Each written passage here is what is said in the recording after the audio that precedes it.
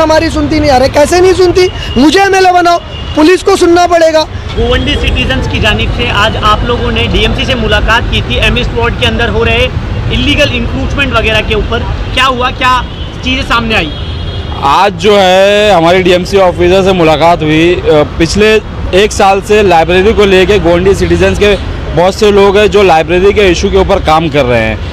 Library के बाजू में एक हॉस्टल नाम की एक कंपनी को लाके जो बाहर भेजने का काम करती है, उसको लाके यहाँ के स्थानीय विधायक ने उस कंपनी को यहाँ पर अपॉइंट किया है। और वो लाइब्रेरी को जो माहौल है लाइब्रेरी का वो पूरा ख़राब हो चुका है। उसके सामने टफ भी बन गया है और आप देखेंगे बहुत सारी चीज़ें यहाँ पर, आप गार्डन भी देखेंगे बहुत सा कब्जा किया हुआ है। आम आदमी पार्टी ने 4 से 5 महीना पहले भी लेटर दिया था कि जो लाइब्रेरी है जैसी पहले हालात में थी उस हालात में कर दी जाए। हमारी बीएमसी से हमने मांग की थी, उन्होंने 2 नोटिस इशू किया।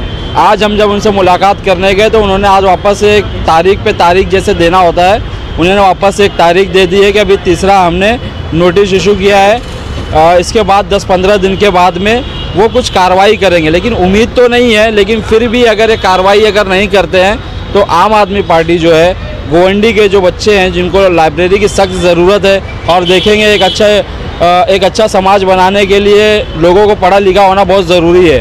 गोवंडी के अंदर हालात ऐसे, आप सब इससे वाकिफ़ हैं। और एक लाइब्रेरी बहुत ही मिन्नतों से हमको मिली थी, उसको भी हमारे यहाँ के आमदार साहब ने उस लाइब्रेरी को ऊपर कब्जा किया, उसके माहौल को ख़राब किया, जिस वजह से वहाँ पर बहुत डिस्टर्बेंस होता है। सामने उन्होंने टफ बना दिया है। अभी आप सोच सकते हैं, एक सेंस कोई एक नॉर्मल आदमी भी ये सोच सकता है कि जहाँ बच्चा लाइब्रेरी में पढ़ाई करने जाएगा और उसी के जस्ट बाहर गेट के बाहर टफ है, वहाँ पे बच्चे क्रिकेट आके खेलेंगे यानी प्ले करेंगे, बाजू में कारपेंटर की ट्रेनिंग दी जाएगी, तो ये कहाँ से यानी सूटेबल है। तो हमारे ये मांग है बीएमसी से, और उम्मीद है कि वो शायद इस पर कार्रवाई जल्द से जल्द करे। वापस से तारीख दी है और उम्मीद कर दे अगली तारीख अब ना पड़े और इस पर कार्रवाई हो।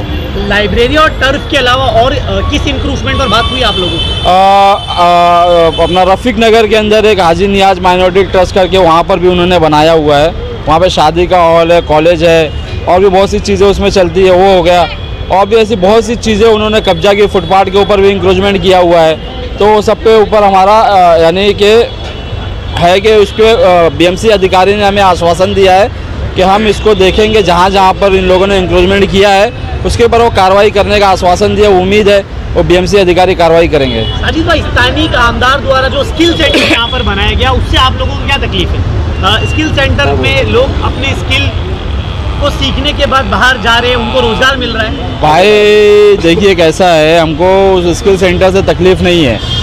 और भी गोवंडी में बहुत सी जगह ऐसी है जहाँ उन्होंने कब्जा करके रखा है। जैसे रफीक नगर के अंदर एक जगह है, वहाँ पर वो स्किल सेंटर खोल सकते थे, कोई दिक्कत नहीं थी। हमारे को तकलीफ़ ये है कि उन्होंने यहाँ खोला है जहाँ पर लाइब्रेरी है, जहाँ पर बच्चे अगर पढ़ेंगे तो पढ़ लिख कर आगे बढ़ेंगे, IAS IPS कलेक्टर और भी बहुत सी फील्ड में जा सकते हैं। और जो स्किल सेंटर उन्होंने खोला है वो कारपेंटर प्लम्बर बनाने के लिए खोला है। वो उनको अगर खोलना ही है, आप कहीं और खोले, हमारा उसका विरोध नहीं है। वो लाइब्रेरी के बाजू में खुला है, उसका विरोध है हमारा। मैं ज़रा विजात के साथ में ये सब बातें आपको बताता हूँ। आज जैसा आपने जो रिगार्डिंग पूछा कि आज डीएमसी की मीटिंग में क्या हुआ, हालांकि साजिद भाई ने पूरा विस्तार के साथ में आपके सामने बात रख दी। तो एक शेर के ज़रिए एक तर्ज तगाफुल है सो उनको मुबारक, एक अर्ज़ तमन्ना है सो हम किए जाएंगे। ऐसा आज भी हम उसी सिलसिले में गए थे, हमको बुलाया गया था और अल्हम्दुलिल्लाह बहुत अच्छी बात हुई। 2 नोटिस पहले भी बीएमसी ने इशू कर दिए। अब ये कह रहे हैं कि फाइनल नोटिस है। अब देखना ये है कि ये वाकई में फ़ाइनल होती है या नहीं। जैसे कि आपने एक सवाल और किया था कि स्किल सेंटर से क्या तकलीफ़ है। स्किल सेंटर से तकलीफ़ हमको नहीं है, स्किल सेंटर जहाँ पे है, जिस जगह पे उस चीज़ से तकलीफ़ है। स्किल सेंटर की अहमियत और अफादियत हम भी समझते हैं, लेकिन लाइब्रेरी के साथ में स्किल सेंटर का कोई कॉम्बिनेशन, कोई मैच नहीं बनता। लाइब्रेरी एक साइलेंट जोन होती है, लाइब्रेरी सिर्फ एक बुक लेके वहाँ के पढ़ने की जगह नहीं था, वो स्टडी सेंटर भी था। लोग वहाँ बैठ के पढ़ते थे, अपनी पढ़ाई की तालीम जारी रखते थे और बड़े बड़े इम्तिहान की तैयारी कर रहे। आपके बताने के मुताबिक आपकी बात ये है कि वहाँ से टर्फ को हटा दिया जाए, टर्फ और स्किल सेंटर दोनों, क्योंकि वो कोई कॉम्बिनेशन वहाँ पे लाइब्रेरी के साथ में बैठा। मैं आपको वही बताने चाह रहा हूँ कि लाइब्रेरी जो होती है साइलेंट जोन होती है, आदमी यकसोई के साथ वहाँ पे तालीम हासिल कर सके, अपनी पढ़ाई कर सकते। अब जाहिर सी बात है कि skill centre house of noise है। जाहिर से आप जैसे जो ट्रेड का जिक्र कर रहे हैं, प्लम्बर बनेगा, टर्नर बनेगा, फिटर बनेगा, तो जाहिर सी बात है कि वहाँ नॉइज़ क्रिएट होगी। अब आप खुद सोचो, आप लोग मीडिया के जरिए आप खुद सोच सकते हैं, या कोई एक आम इंसान भी, कि कुछ उसका मेल बैठता है क्या लाइब्रेरी की जगह पे। और दूसरी बात, मैं ये बात बोलना नहीं चाहता, वो स्किल सेंटर सिर्फ स्किल सेंटर के नाम पे धोखा है, ये धोखा दिया जा रहा है। स्किल सेंटर वो वाकई में स्किल सेंटर नहीं है, वो चीज़ है, वो आपको मैं बताता हूँ। उसमें वजाहत में ये हॉस्टल नामी एक इदारा है जो कुर्ला में है, और इसके अलावा बाइकला में भी उसकी एक ब्रांच है। उसका काम ये है कि टेस्टिंग अपग्रेडेशन सेंटर की सर्टिफिकेट अब्रॉड वाले को इशू करता है, और यहाँ पे एक सेंटर उन्होंने उसी तर्ज पे बनाए हैं, और ये सिर्फ कमर्शियलाइज करने का जरिया है। यहाँ अगर समझो 6 महीना 4 महीना हो गया, आप 3 महीने का कोर्स बोले, कितने यहाँ पे स्किल पाके निकल चुके, कितने हुनरमंद बन चुके, और आप बोलते हो कि हर एक को मीन्स यानी कि जॉब मिलेगा। तो प्लेसमेंट के नाम पे आपने एक बता देने के बाद अब तक प्लेसमेंट के नाम पे हॉस्टल की कारकर्दगी ज़ीरो है, खासकर हिंदुस्तान में। हाँ, ये बात है कि उनको अप्रूवल मिला है सऊदी गवर्नमेंट से, उनके सर्टिफिकेट को वहाँ पे अप्रूव करते हैं, तो वही काम यहाँ पे हो रहा है। एक सीटिंग में ऑनलाइन सर्टिफिकेट इशू करते हैं, 5,000 4,000 लेके। ये तो स्कूल सेंटर है, फिर भी हमारा कोई विरोध नहीं है। स्किल सेंटर जहाँ पे है उस जगह से विरोध है। स्किल सेंटर आप कहीं पे दूसरी जगह शिफ्ट करो, अल्हम्दुलिल्लाह आपके पास में लोग बेहतरीन जगह है, और भी आपने कब्जा कर। रही लाइब्रेरी की बात, हमारा ये बना कि भाई लाइब्रेरी आपके पास में एक अमानत के तौर पे थी, हमारे बच्चों की अमानत थी। आप ईमानदारी से लाइब्रेरी चलाते थे, हमारे बच्चों को अच्छे से अच्छी तालीम मिलती थी, यहाँ पे बड़े बड़े इम्तिहान की तैयारी करते थे और कर भी रहे थे। आज करीब इसी महीने में 10 दिन हुआ है, एक बच्चे ने, यहाँ के गोवंडी के बच्चे ने, शफीउद्दीन चौधरी करके नाम है, उन्होंने IAS का एग्ज़ाम, UPSC लेवल का जो एग्ज़ाम वो क्रैक किया है। एक बच्चा मेंस में पास हो चुका है, मीन्स सीमाप करके। और भी नीट के बच्चे डॉक्टर्स बन रहे, कोई बच्चे वकालत की तैयारी कर रहे थे। बहुत से बच्चे थे जो लाइब्रेरी में आते थे, लेकिन आपने इसकी, और ये बात सिर्फ लाइब्रेरी की जगह को देख के मिल जाने के पहले से ही नीयत में फतूर आ चुका था।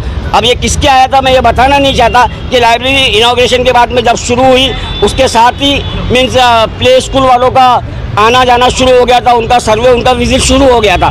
तो इनसे ये पता चलता है कि लाइब्रेरी के ताल्लुक से पहले ही उनकी नीयत ख़राब हो चुकी थी कि इतनी बड़ी जगह देख के कैसे मिला है। और एक्सक्यूज़ ये दे रहे थे कि इतनी बड़ी जगह बच्चे आते नहीं हैं। तो मेरा ये कहना है कि बच्चे अल्हम्दुलिल्लाह उस वक्त भी आ रहे थे और अभी भी आ रहे हैं। अब और ऐसे तो इमामों को और मस्जिद के उलमाओं को भी ये शिकायत रहती है कि मस्जिद में नमाजी नहीं आते, खासकर फजर में। तो क्या मस्जिदें बंद हो जाती है? आप बोले कि लाइब्रेरी में बच्चे नहीं आते थे, तो कोई मस्जिद बंद हुई अगर नमाजी नहीं आए तो ये सिर्फ बोलने की बात है कि लाइब्रेरी जो ये एक हवा फैला रहे हैं कि लाइब्रेरी में बच्चे नहीं आते थे, इसके लिए स्किल सेंटर बना, ऐसी कोई भी बात नहीं थी। बच्चे उस वक्त भी आ रहे थे, अभी भी आ रहे हैं, और इंशाल्लाह और आएंगे। अगर बच्चे लाइब्रेरी का हक अदा हुआ रहता था, उसकी सही ढंग से उसको प्रमोट किया जाता था, बाकायदा में उसकी तशहीर की जाती थी, तो लाइब्रेरी और अच्छे से चलती थी। ना सिर्फ गोवंडी की बल्कि पूरे मुंबई शहर की सबसे बेहतरीन लाइब्रेरी होती थी। और गोवंडी का नाम जो आज डंपिंग से, स्लॉटर हाउस से जाना जाता है, वो लाइब्रेरी की वजह से जाना जाता था, और इसका क्रेडिट आसिम भाई को मिलता था। लेकिन एक उनके कामों में एक नाकाबिल तस्कीर काम न होता था, लेकिन उनके लोगों ने उनको क्या मशवरा दिया, उसमें मीन्स सेन लगा दी। लाइब्रेरी की जगह पे हमारा अभी भी यही है कहना कि लाइब्रेरी को लाइब्रेरी की तरह चलाए, अच्छे से चलाए। जैसे हज हाउस में UPSC है और वो सब सेंटर चल रहे हैं, वैसे यहाँ पे शुरू करें। स्किल सेंटर को वहाँ से हटाएं, टफ को वहाँ से हटाएं, यही हमारा मुतालबा है, और इसके अलावा कुछ नहीं। भाई, DMC से आप लोगों को आश्वासन क्या मिला? जिस तरीके की इलीगल इंक्रूचमेंट की आप बात करें, और स्पेशली लाइब्रेरी का मुद्दा आप लोग हमेशा उठा रहे हो, तो जनप्रतिनिधि से क्या रिक्वेस्ट करेंगे इस मुद्दे को लेकर? DMC से आश्वासन ये मिला कि भाई लास्ट नोटिस जो है वो सेंड करने वाले हैं, और लास्ट नोटिस का 15 दिन का समय है।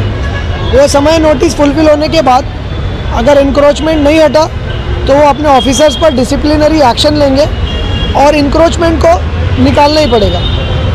और जनप्रतिनिधि से क्या ही डिस्कस करना, जनप्रतिनिधि इतना होने के बाद भी इस उम्र के लोग लाइब्रेरी के लिए लड़ रहे हैं, युवा लाइब्रेरी के लिए लड़ रहे हैं, लोग लाइब्रेरी के लिए लड़ रहे हैं। जनप्रतिनिधि ने आज तक बुलाया नहीं एक डेलीगेशन कि आइए बैठकर इसके ऊपर हम लोग डिस्कशन करते हैं। तो ऐसे जनप्रतिनिधि से अगर जनप्रतिनिधि आपको कॉल करते बुलाते तो क्या आप उनसे बात करने के लिए सहमत हैं? डेफिनेटली, अगर जनप्रतिनिधि सही बात करेंगे, क्योंकि वो पता है अलग अलग लोगों से उन्होंने क्या किया है, डायलॉगिंग करने की कोशिश की और वो डायलॉगिंग में बात ये आई है कि आप स्किल सेंटर छोड़ दीजिए, अपन लाइब्रेरी दूसरी जगह भी बना लेंगे।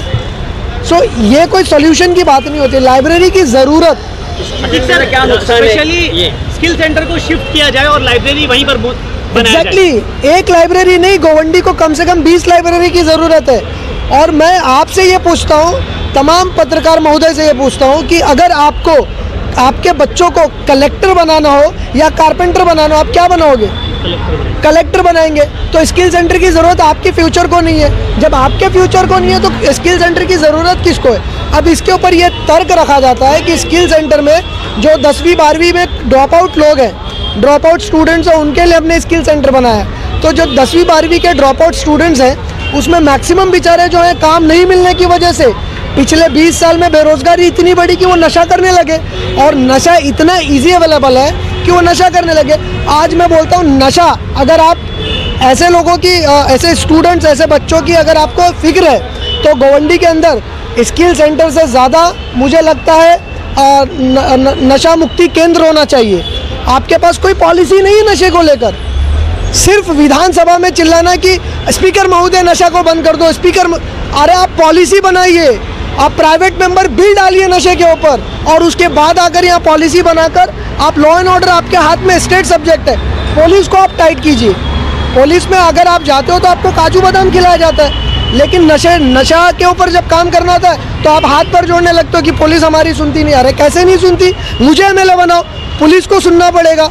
ये देश जो है कोई पुलिस नहीं चलाती, कोई एमएलए नहीं चलाता, ये देश कानून से चलता है, कॉन्स्टिट्यूशन से चलता है। तो कॉन्स्टिट्यूशन ने आपको, कॉन्स्टिट्यूशन के अंदर प्रोविजंस है, आपको उसने इतना पावरफुल किया है। आप जिस तरह से बेगिंग करते हो विधानसभा में, हमको अच्छा नहीं लगता कि हमने आपको एमएलए बनाया, इतना पावरफुल इंसान बनाया, आप वहाँ जाकर बेगिंग कर रहे हो, रो रहे हो कि हमारी कौम मर रही है। अरे कौम मरने से रोको आप इतने पावरफुल है, आपके पास खुद इतना पैसा है कि आप अपने पैसे से, मैं बोलता हूँ अबू हाशिम आज़मी साहब के पास उनकी ज़कात का पैसा अगर गोवंडी में इस तरह छटक देना तो गोवंडी जो है वो कहीं ना कहीं बैंकॉक बन जाएगा।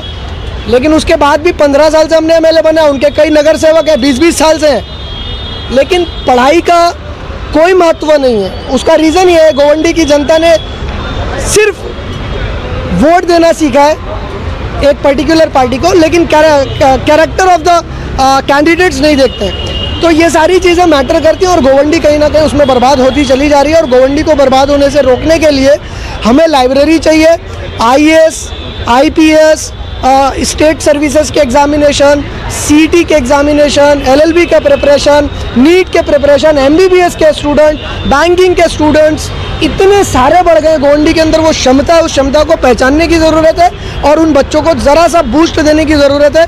गोवंडी मुंबई का सबसे बेहतरीन और चार्म्ड इलाका बनकर निकल कर आएगा। Thank you.